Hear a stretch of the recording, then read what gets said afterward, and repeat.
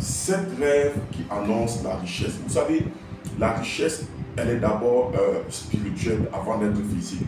La parole de Dieu nous fait comprendre dans le livre de Proverbes que c'est la bénédiction de l'Éternel qui enrichit. Et Dieu parle tantôt d'une façon, tantôt d'une autre, selon Job chapitre 33, verset 14. Donc vous devez être sensible à certains rêves, certains songes, certaines visions que vous avez, parce que dans ces rêves-là, dans ces visions-là, se cache parfois l'agenda prophétique de Dieu pour votre destinée. Si tu vois ces signes dans ta vie, comprends tout simplement que quelque chose de bon et de bien est sur le point de t'arriver.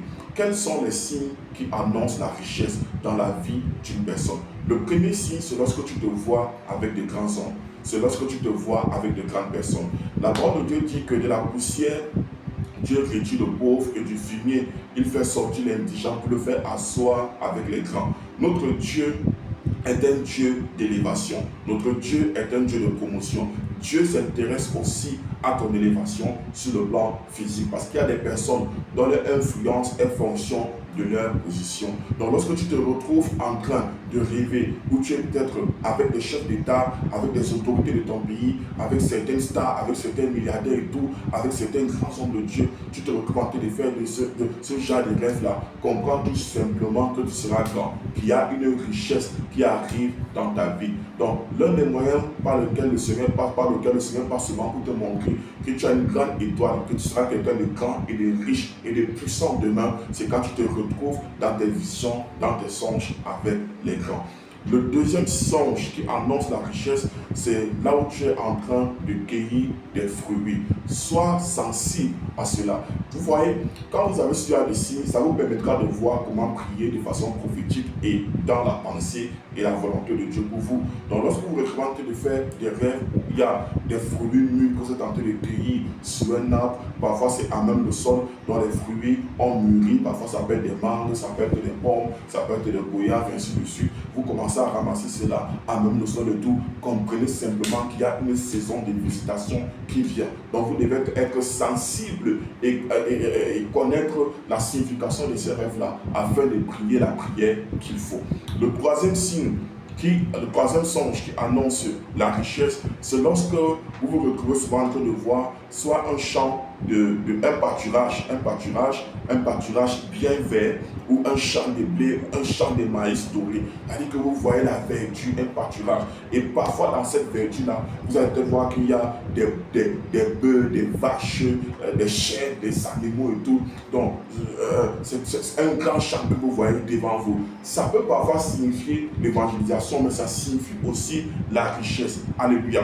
Pharaon, dans son songe, dans Genèse chapitre 41, verset 18, il a vu un grand pâturage et des vaches grasses. Et ça signifiait quoi? Qu'il y avait l'abondance qui arrivait. Il y avait 7 années d'abondance qui arrivait devant lui. Donc ça, c'est le troisième songe qui annonce la richesse. Lorsque vous voyez la verdure, un bon pâturage, un champ de blé, un champ de maïs doré, tout, sachez qu'il y a une visitation très forte qui arrive dans votre vie.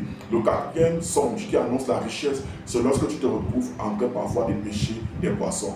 Oui, quand tu te retrouves en train de pêcher des poissons, parfois en grande quantité, dans une rivière, ainsi de suite, tu te retrouves en train de pêcher des poissons, parfois c'est avec un filet et tout, comprends qu'il y a une abondance qui arrive dans ta vie. Bon, pour certains qui ont un appel à l'évangélisation, Dieu peut utiliser ce genre de songe-là pour vous dire d'aller pêcher les âmes, d'aller gagner les âmes. Ce rêve peut également signifier l'abondance. Dans Luc chapitre 5 au verset 6, la parole nous fait comprendre que Jésus a demandé à Pierre de s'avancer en pleine eau, en pleine profondeur, de jeter son filet dans la mer. Lorsqu'il a jeté, il a ramassé une grande quantité de poissons. Donc il faut faire attention lorsque vous vous retrouvez en train de pêcher des poissons en grande quantité dans votre rêve.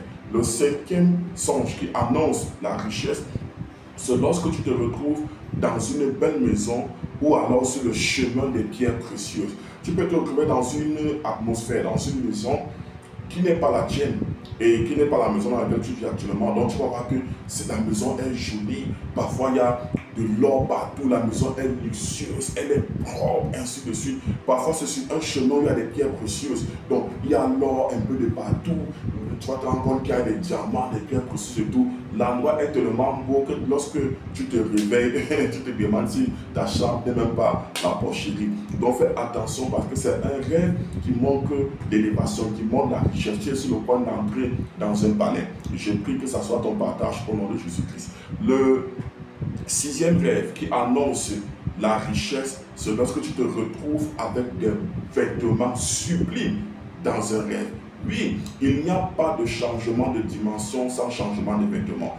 Il n'y a pas de changement de statut, de situation sans changement de vêtements. Donc, lorsqu'une personne doit se marier, il y a un vêtement qui est connecté au mariage. Lorsqu'une personne doit travailler, il y a un vêtement qui est associé au travail. Lorsqu'une personne doit être élevée, il y a toujours un vêtement qui est connecté ou associé à un changement de niveau, à un changement de position. Lorsque Joseph devait se présenter devant un pharaon, lorsqu'il devait entrer au palais, l'une des choses qu'on a eu à faire, c'était de le laver et de changer le vêtement qu'il portait. La plupart des personnes qui entrent dans une autre dimension, dans une autre saison de leur vie, vont expérimenter le changement des vêtements. Donc lorsque tu te retrouves propre, parfois dans une belle voiture, avec un habit, un costume, donc tu vois comment tu brilles dans le rêve. Mon frère, ma soeur, commence à faire les bonnes prières, parce que c'est un message que le Seigneur est en train de t'envoyer, et tu dois prendre la chose là par la prière. Le septième songe qui annonce la richesse, c'est